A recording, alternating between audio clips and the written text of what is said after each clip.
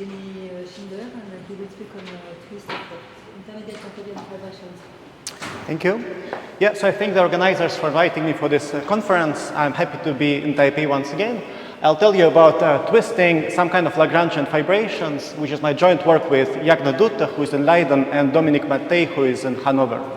So before I'll speak about Lagrangian fibrations, I'll just give a general example about what kind of things this will be about.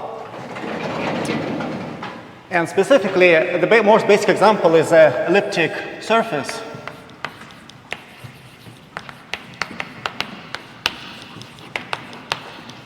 And kind of the question is, how do we parameterize elliptic surfaces? And in his classical paper, Kodaira in 1963, explained that there are two invariants to fix an elliptic surface. So the first invariant is what he called a functional invariant.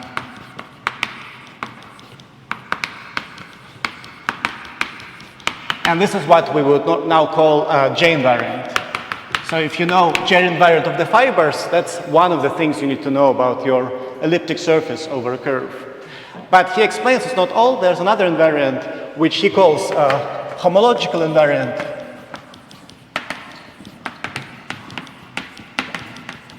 It's about how fibers are glued together, what kind of regluings you can obtain for a given elliptic A3 surface. And it's a bit difficult to understand in modern terms what he does, but it's equivalent to some kind of twisting class that I'll be talking about. So there's a certain cocycle on the base of the fibration with coefficients in some natural group attached to the fibration. I'll speak about this a lot in various generality. So the point is that regluing the surface, so creating the same surface, like creating different surfaces but locally isomorphic to this in an analytic topology or étale topology, is parameterized by a certain gluing cocycle. And so this J, for example, here you can take a relative Jacobian of S. But there will be other interpretations soon.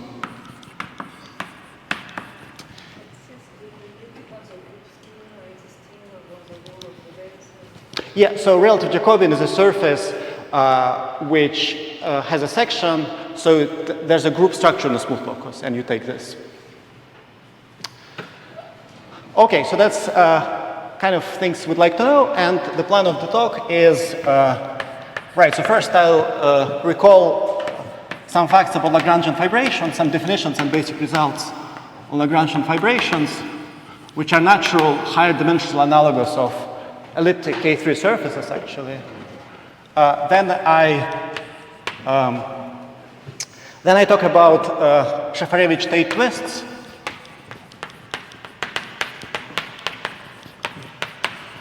which is the modern name of this kind of twisting.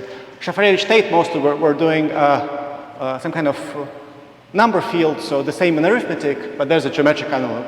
And so this twist will be called Shafarevich-Tate twists. And finally, I'll explain twists of O'Grady 10, which is a new kind of based on construction by Laza, Saka, and Voisin, which I'll recall. Okay, so I'll start with some recollection of Lagrangian fibrations.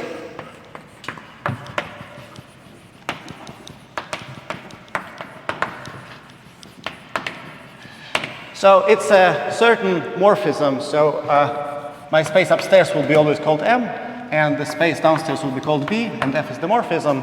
So, right, so who are M and B? So here M is irreducible holomorphic symplectic variety.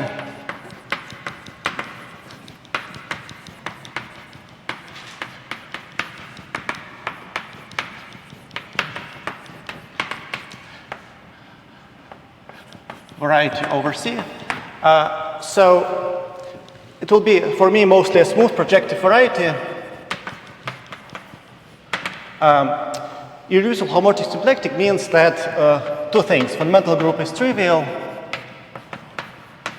and there is a holomorphic 2 form which is nowhere degenerate. So H0 of M omega 2 is spanned by a single 2 form, holomorphic 2 form, and the point is it's nowhere degenerate.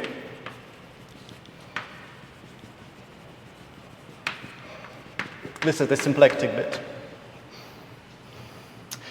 So that's the thing upstairs, and the basic example is a K3 surface, a two-dimensional M like this is a K3 surface. And now I want to tell you what is the Lagrangian fibration. So it's a certain morphism like this. So fibers of F are Lagrangian with respect to this form, which means that for every fiber, sigma restricts trivially to, so namely we should say on the fiber, but we should look at the regular component of every fiber. And dimension of the fibers is a half of the dimension of M. So, right, so irreducible holomorphic symplectic varieties also always have even dimension, which I sometimes denote as 2n or 2g, and so fibers will have dimension n. So the point is that the base and the fibers have the same dimension. That's one of the properties.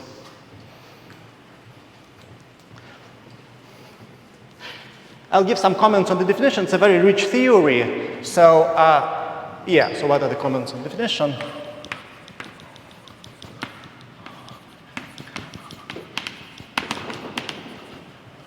So in fact, much of this theory was developed by people in this conference, and I'll give attributions. So the first thing which is not difficult to see is that fibers are abelian varieties. Smooth fibers of F are abelian varieties.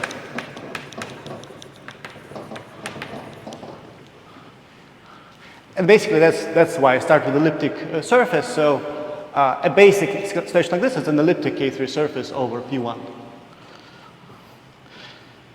And so the singular fibers are some kind of degenerations of abelian varieties which are controlled through the global geometry of this variety.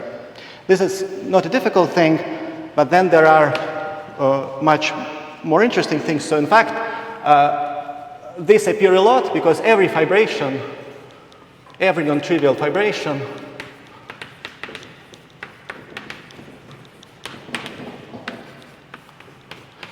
so fibration means connected fibers, non-trivial means not to a point, not to itself, with irreducible holomorphic symplectic M is a Lagrangian fibration.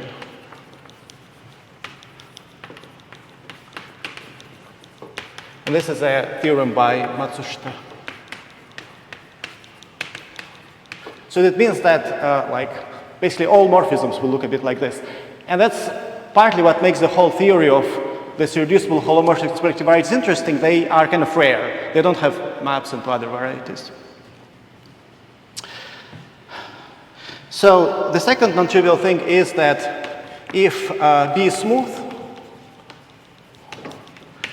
B is isomorphic to Pn. Like n is again the half of the dimension. That's the result by Huang.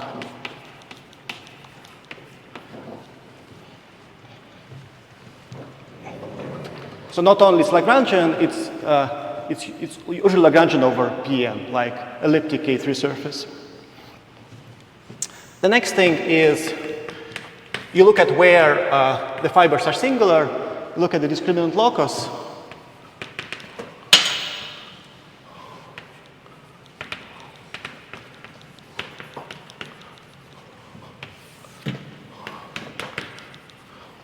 Then, first of all, D is a divisor, and general fibers over D are classified.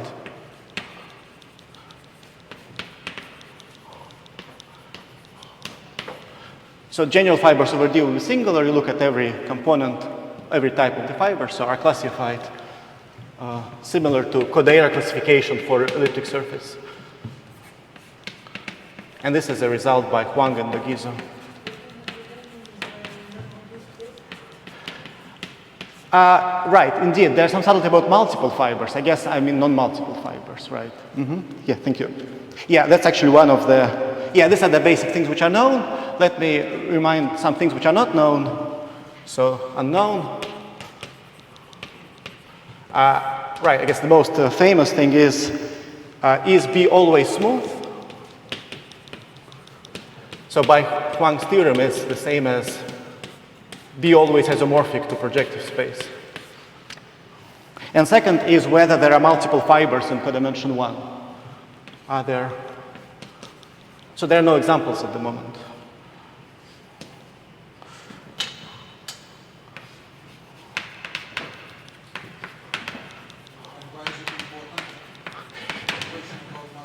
Yeah, so for various things that I'll do with twisting, it will be important. For example, elliptic K3 has no multiple fibers, famously, right? Yeah.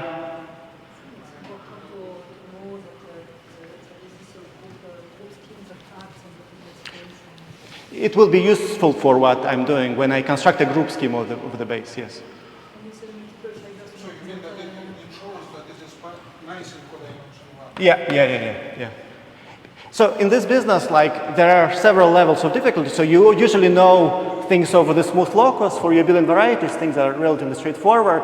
Then you can try to extend in codimension 1, and then extend in codimension 2, which may be automatic depending on what you do, or maybe not automatic, but there are kind of steps. And having no multiple fibers in codimension 1 often means you can extend to codimension 1, at least, something.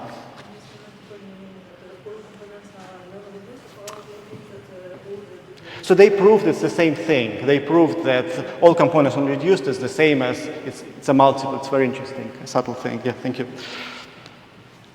And another kind of big thing is boundedness or classification of this is also not clear.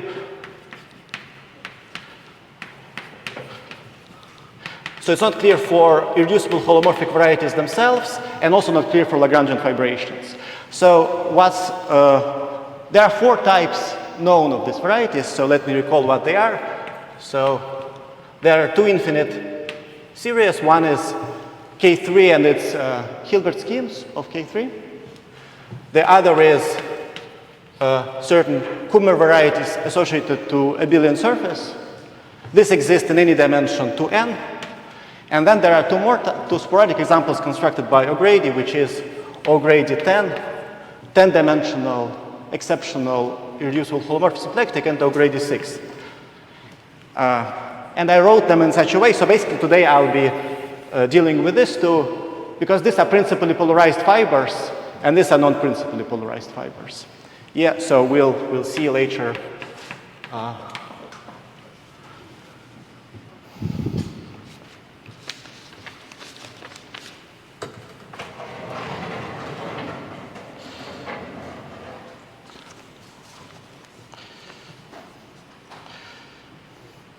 So let me give the example. So the first example is, as I said already, elliptic K3 surface.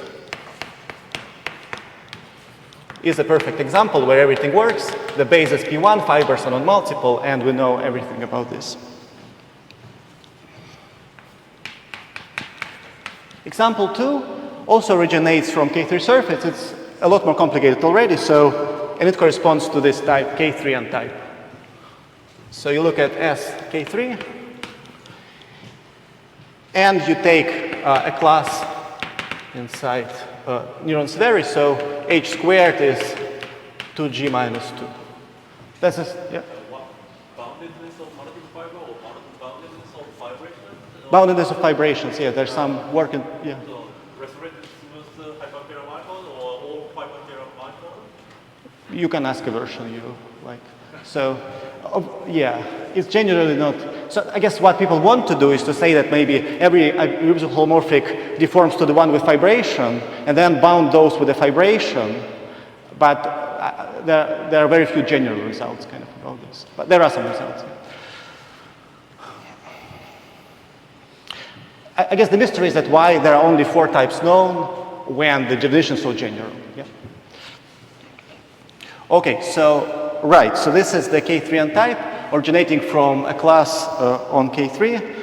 Yeah, so what you do is you do the moduli space, right? So moduli space of sheaves, of torsion sheaves on the K3.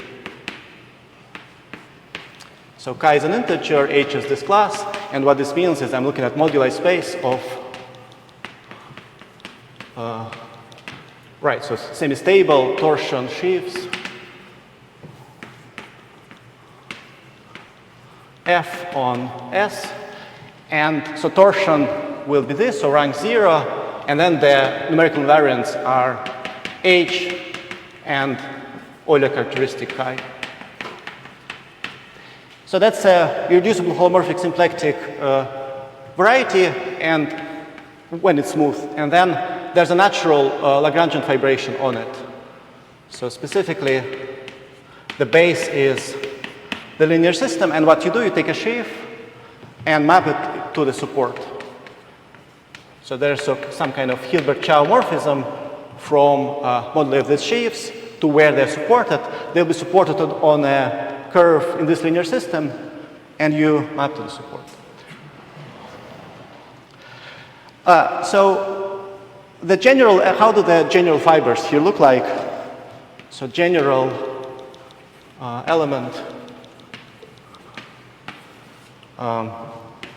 in the fiber over B downstairs is a line bundle supported on that fiber.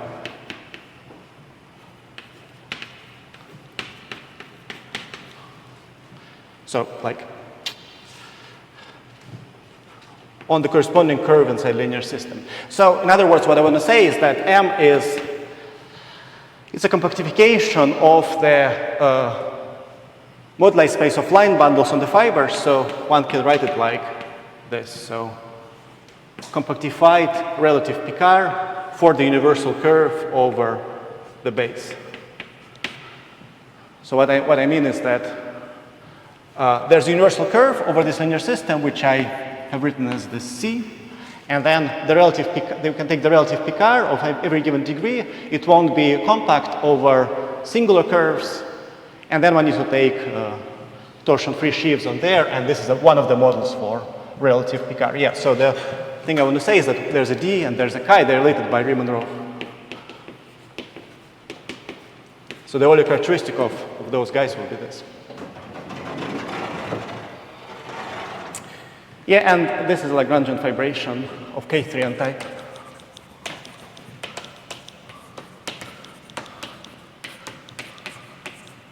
So in some sense, all of them appear a bit like that. So there will be a precise statement later, but if we want to know Lagrangian fibration of K3 n-type, Markman's result is that they are Shafarevich-Tate twists of this guy. So it's relevant to what I'll be talking about next.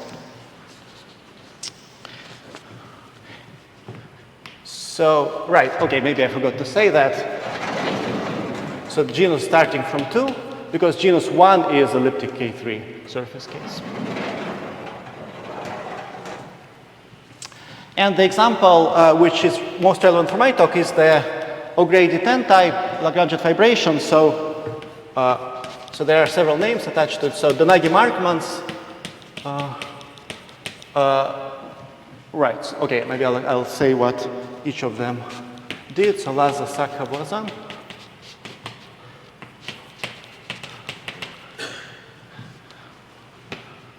And Saka.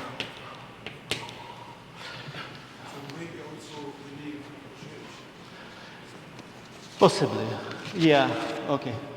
Okay, maybe there's some, yeah, maybe.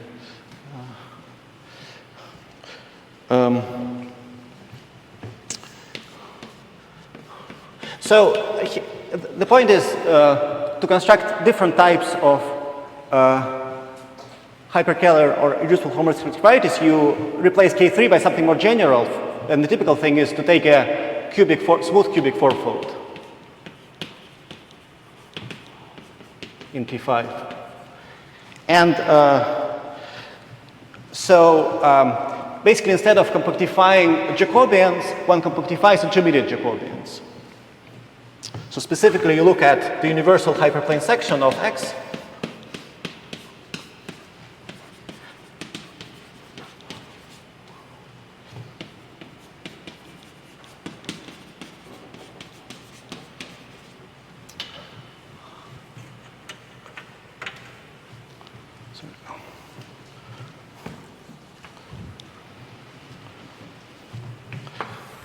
And then you do the following thing. So you have like universal hyperplane section is fibered over the the dual space, the fibers are hyperplane sections of your X. So the general fiber is a smooth cubic threefold, and the special fibers are singular cubic threefolds. And then the idea is to take intermediate Jacobians of those cubic threefolds and compactify it somehow. So I write my varieties as M. So basically this is compactification, irreducible holomorphic symplectic compactification of the relative intermediate Jacobian fibration.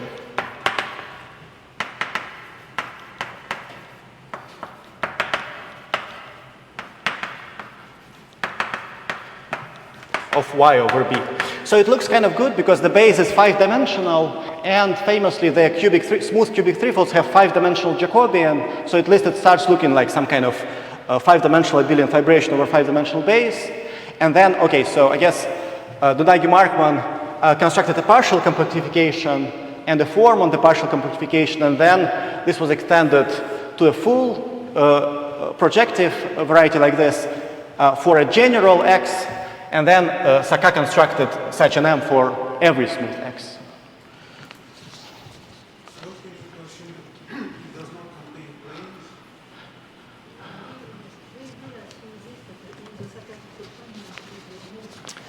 Indeed, so yeah. Okay, and a lot of work goes into this construction. So we need to construct a smooth compactification and extend the holomorphic form. And then there are methods to show that actually this is O'Grady 10 type.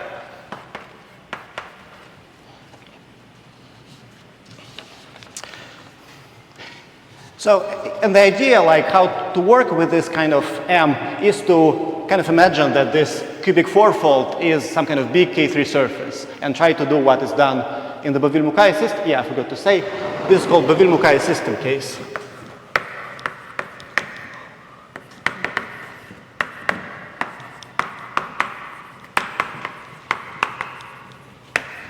So everything which is done for Baville-Mukai system for K3 should also be possible for, in this case, for X with the corresponding hot structure sitting inside of X.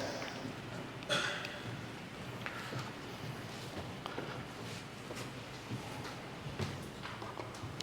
there any reason why you consider only smooth hyperplane? Yes.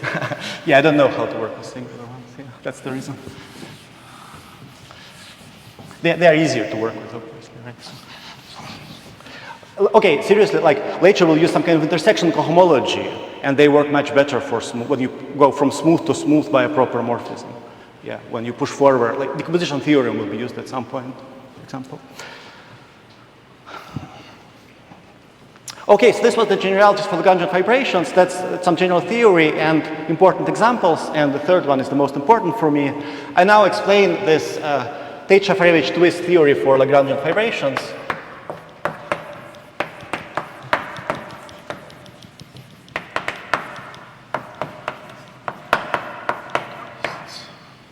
Of Lagrangian fibrations.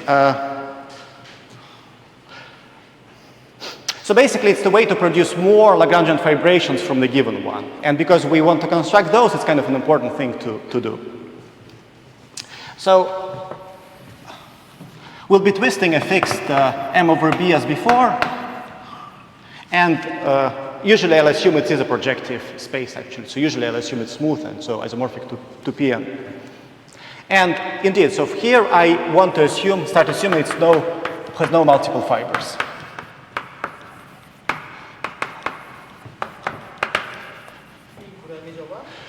At all.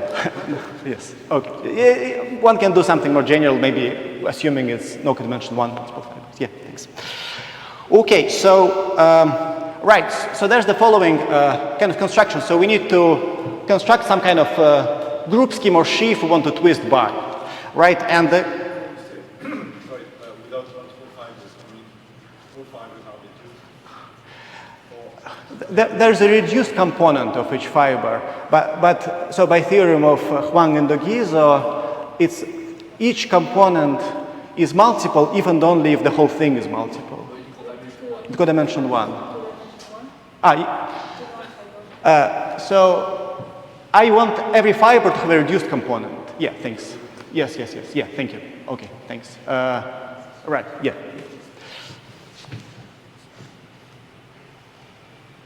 Okay, right, so what do we twist by? So there's the following, some kind of integration map. So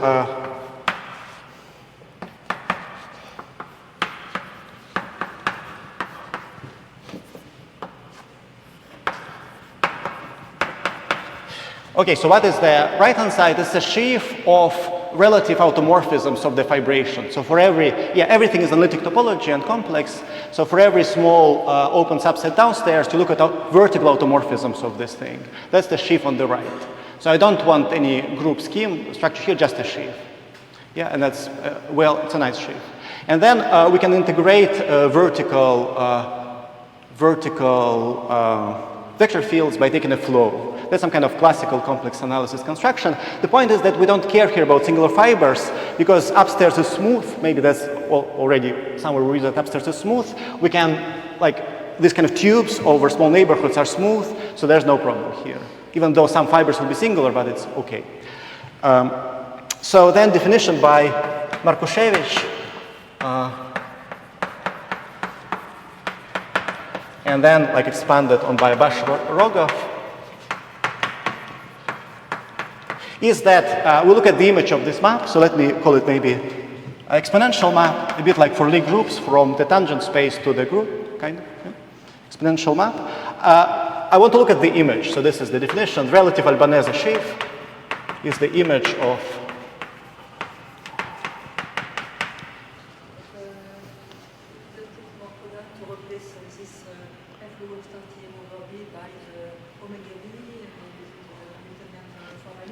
yeah, indeed. In a second, we will identify it with omega. Yes, indeed, that's right. So we didn't need it right now, but indeed, in a second, we'll have to use that because of the Lagrangian fibration comparing tangent and cotangent sequences. Holomorphic two-form buys you this isomorphism. And you can do it upstairs and then push forward or just downstairs. Yeah, there's some kind of folklore statement. It's easy on the smooth locus, and somehow you need to extend it over singular locus. Indeed, in a second, we'll be replacing this by an explicit locally free sheaf. Yeah, thank you. Image as a sheaf, right? Sure. Yeah, thanks. Yeah, and that's called Albanese sheaf. That's how Markuszewicz called it, Albanese sheaf. So in this business, in general, nothing is principally polarized. We distinguish Jacobians and Albanese. Right, this is a natural Albanese sheaf, so covariant thing.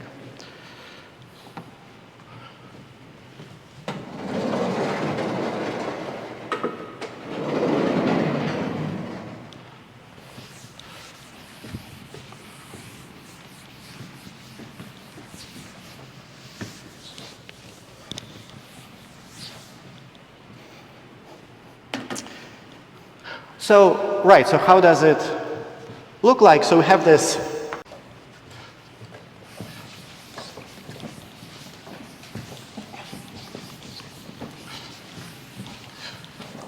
but it's more complicated than this, obviously. Yeah. So, yeah, okay, there's a theorem. So, yeah, kind of I said that for elliptic, the first theorem is coming now. So for elliptic curves, it's the same thing. And the first theorem we have proved, so Dutta, Matei, and myself, is that in the principally polarized case, that's still the same thing. So the Albanese is equal to Jacobian. So if M over B has principally polarized fibers,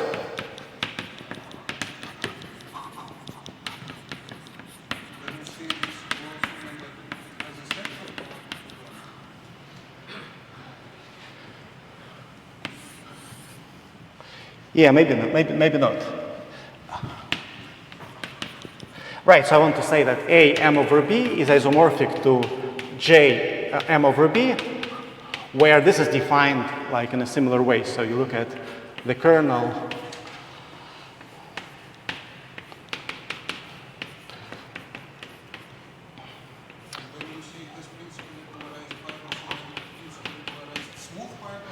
yeah, that's the beautiful thing about Lagrangian fibrations, that all classes restrict proportionally to the class of the fiber, and then you can ask whether principal polarization, yeah, of course I mean smooth fibers, right? Whether principal polarizations induced from the total space.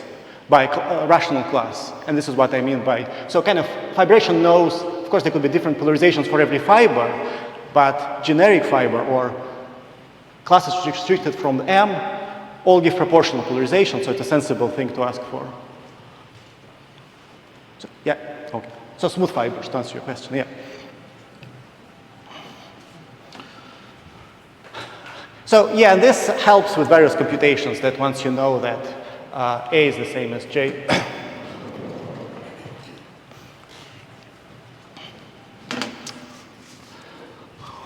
Okay, so I'll tell you how to compute these groups. Computing them in more serious situations than elliptic K3. So yeah, I'll talk about two cases. So Bouville-Mukai case and LSV case.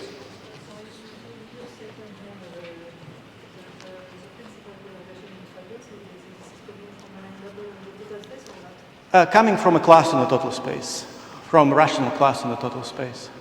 Yeah, yeah, it's sufficient. Yes. Mm-hmm. Yeah. So you want the class in a rational class on the total space is equivalent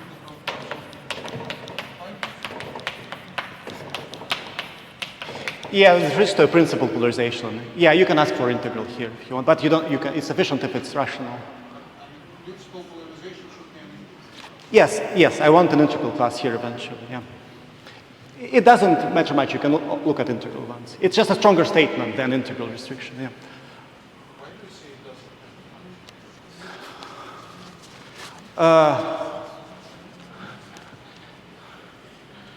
doesn't It's like, for this level of exposition, it's kind of irrelevant. I'm not proving anything anyway, so. Okay, so I'll tell you two situations. One is Bouville-Mukai system, that's the theorem of Markman, and the other is LSV. So this concerns, as before, S, and the M is Bouville-Mukai system, so MS.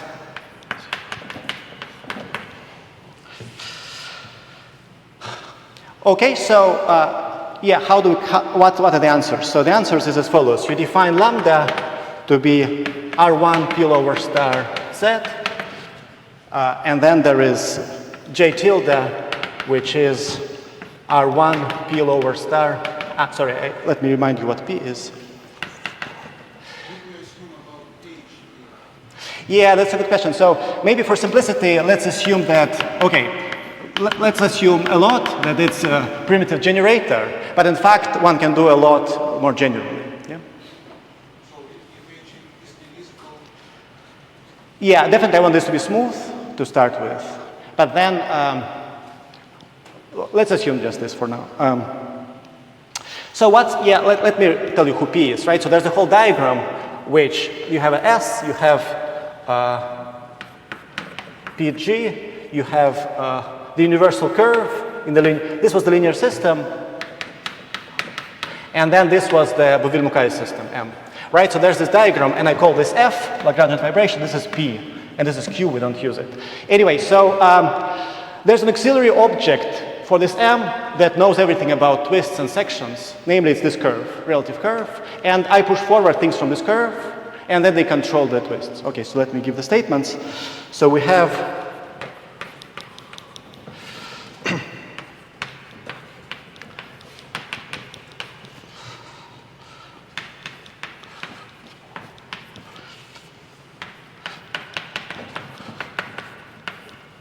so the sequence, natural sequence of push forwards from upstairs, exponential sequence give this kind of thing. So that's the push forward of Z, that's push forward of O for curves, that's that, and that's push forward of Z. So we have the sequence, and the J we care about is in between here.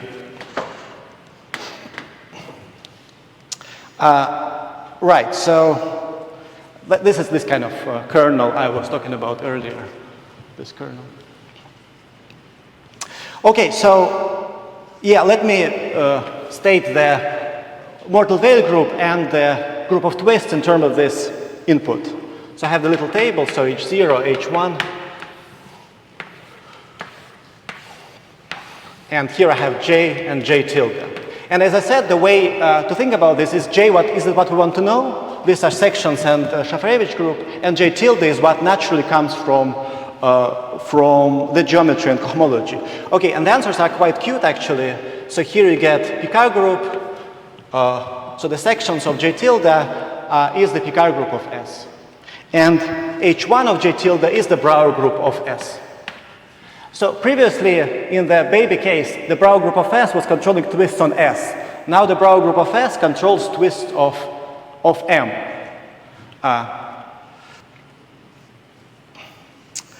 Right. Sorry, what I'm meaning to say is that I'm using already that this is the same as the Albanese. So this is a principally polarized case. Therefore, this is part of the theorem, and these are the groups I want to explain. The Mordell-Weil groups are a group of sections of M and the group of twists of M. So this is the Shafarevich group, and this is the group of sections. Okay, and the answers are that these are the primitive Neuron-Severi group, so orthogonal to H, and this is the what we call primitive Brouwer group, which is not a subgroup, which actually is an overgroup of this. Okay, yes, right. So, yeah, let's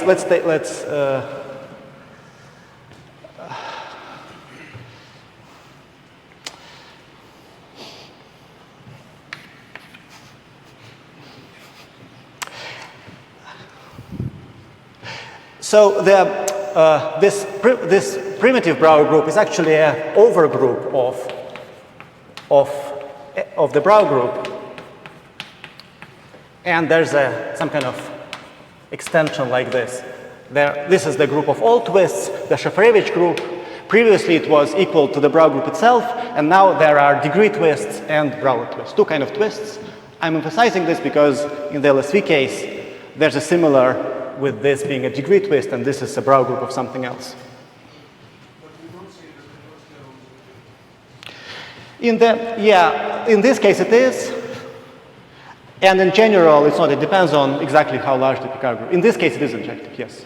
When there's no other classes to... it has to do with divisibility of this H and the Picard group. This is the divisibility of H and the Picard group, right? Okay, so I need to state one more theorem, which is the final result.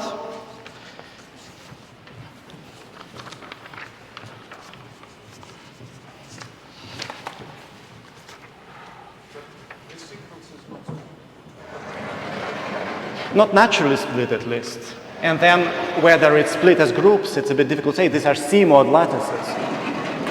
No, it's not. I think it's not split, right?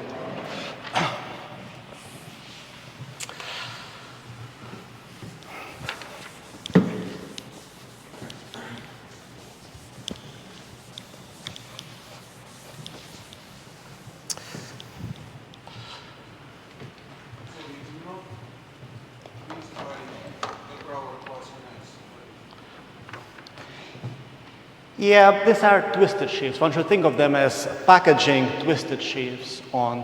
There's some work. Yeah. Yeah, indeed. No, we cannot twist by this, but it kind of parameterizes Mukai vectors for twisted moduli spaces on S. And Huybrechts and Mattei did some work on this, but how these represent twisted moduli spaces on S. Okay, so finally, recall this setup, the LSV setup, which is conveniently here. So this is my Lagrangian fibration, and I don't have to take any particular compactification. I take any compactification of the intermediate Jacobian, like here, and this is my P. Okay, so what do we do? Basically, I want to do something similar, and the relevant things are as follows. So lambda, the corresponding lattice we quotient by, is the third push forward for Z. So this is the middle cohomology of this cubic threefold fibration. And then who is the big group scheme? J tilde, this was a suggestion of Claire in her previous paper on twist. I'll mention the relation to Claire's twists. So this is the push forward of the Deligne complex. So previously, what were we pushing forward? We're pushing forward O star, and then natural replacement for O star in this setting is the second Deligne complex, which is the complex ZO. If I just had this would be O star with omega 1 in degrees 0, 1, 2. This is the second Deligne complex upstairs, and we have to push it forward to get the right group scheme on the base. Okay, and then in the setting we have the following results, so theorem.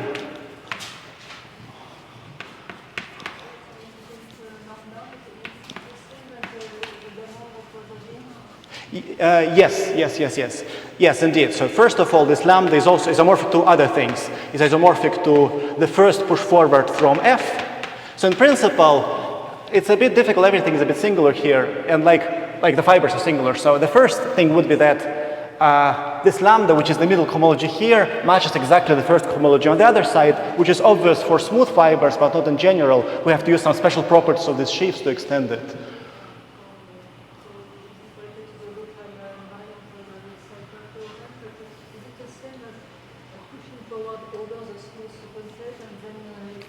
Yes. This is using that for both of them, yes. And that's also isomorphic to gamma from before. If you remember, there was a gamma. It's all the same in this case. So there's something natural we can work with. There's some other thing which is natural from the other side, and this is the twisting thing. Right, so then we have the same sequence, so lambda, omega 1, b. So this is that kind of thing. So then J tilde, and then the fourth cohomology of the cubics.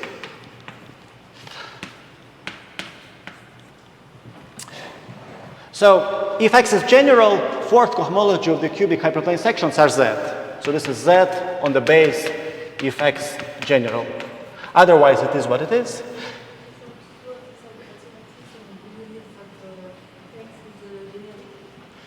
No. Yes. Yeah, I think we're using no multiple fibers, I suppose, like without multiple fibers, otherwise it's a bit complicated. Maybe, yeah. Okay, right, and what are the answers for twists? So, like what I promised is that we compute the Shafarevich group of the LSV vibration. So what is the answer? So H0, H1. Okay, so as I was saying earlier, this is something more natural cohomologically to compute. Instead of Neuron-Severi of a K3, we have H22 algebraic classes in the middle on X. That's what is replacing Neuron-Severi on a K3. Instead of the Brauer group of S, we cannot put Brauer group of X, but we can put Brauer group of the Fano variety of lines on X. That's a natural Hodge structure which appears here. Fano variety of lines on X, and its Brauer group is the H1 of J tilde. Okay, and here we get H22 prim, so primitive part, so orthogonal to, okay, orthogonal for X general just to H squared, for less general to H squared, and algebraic cycles sitting inside fibers of the fibration. And there's a primitive Brauer group here. And the last statement I want to make is that similar to that extension, we have Z3 Shafarevich group, which is here, and the Brauer group of the Fano.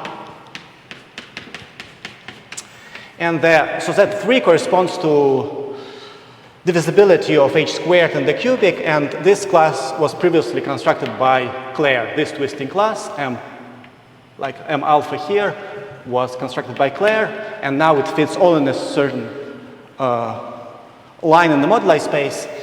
And this produces a divisor inside O'Grady 10 moduli space, if we allow changing both X and the twist. And sorry for being over time, and I'm done. Thank you.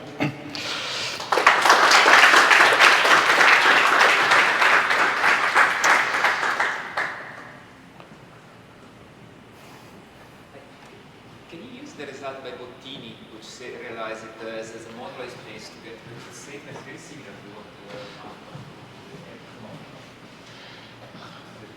so he realized as a moduli space over the Fano. So we wrote our paper first. Like a week ago. Yeah, no, but I'm not sure. Of course, the point is that there's a work by Bottini that realizing this M as the moduli space a moduli space on this, right? And then twisting by Brouwer classes will give twisted sheaves, and it's supposed to produce these guys, but it's not very clear at the moment. Yeah. But this is why I wrote it. There are other ways to write this. This is why I wrote it like this. Yeah, sure. It's definitely related. This group C-mod 3 does it have something to do with an order equivalence which cubes through the sheet? It has to do with having no one cycle on the generic hyperplane section, right? So this is 0 if divisibility of h squared in a cubic fourfold is 1. Like this morphism is 0. So I'm not sure. It's about various degrees of cycles on hyperplane sections, and like yeah. So I'm not sure about octoequivalences. Yeah.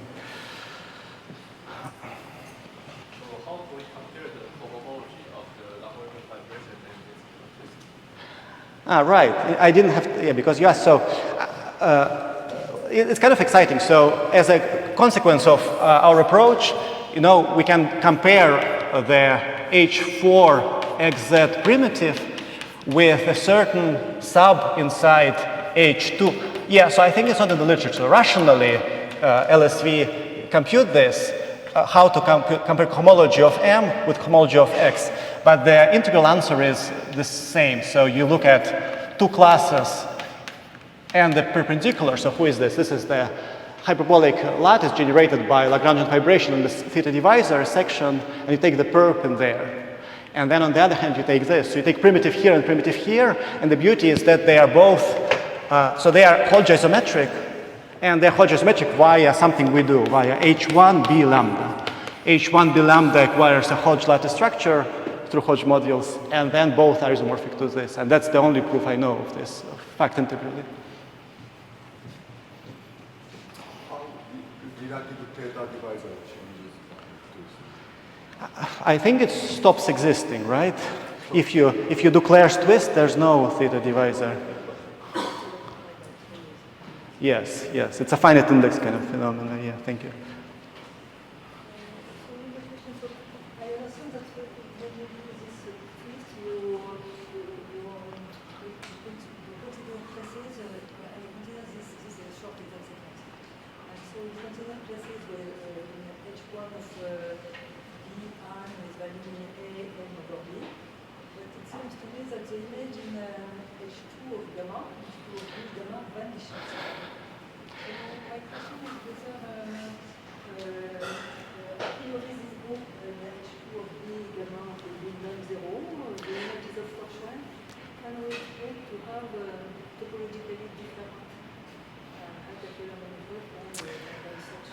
We need to discuss this. Indeed, there's a H2B gamma kind of thing, and for X general, it's 0 group. For X special, I don't know an example. Maybe we can see if there's an example when this H2B gamma is non-zero. Currently, there's no example.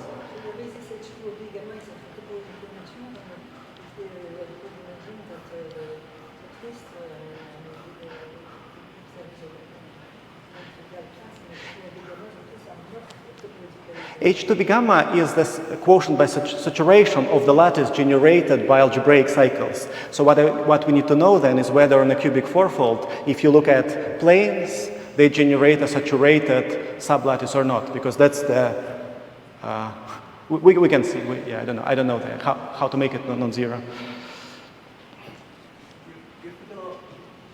If the hypercurrent are two distinct Lagrangian fibrations, is there a reason that this group must be atom? But it's the same as for K3s. It's a bit of a mystery. If K3 has two Lagrangian fibrations, two elliptic fibrations, it's still the same Brouwer group, but it's kind of, it's not very clear, but it's the same here, yeah. Yeah, it's the same, yeah. Yeah, indeed. I don't know why it is the case for K3 in philosophical terms, yeah. Mm-hmm. So if you allow a singular base, recently there is also compatification for cubic fivefold containing. Yes. Do you look at the twisting of that? We could, yes. So there's some intersection cohomology complexes hidden in the proofs. And so, yeah, we like the base to be smooth, but yeah, I don't know. Yeah, but it could be something. It's quotient singularities downstairs, so maybe still okay. Yeah, it's worked by Shu and other people, right?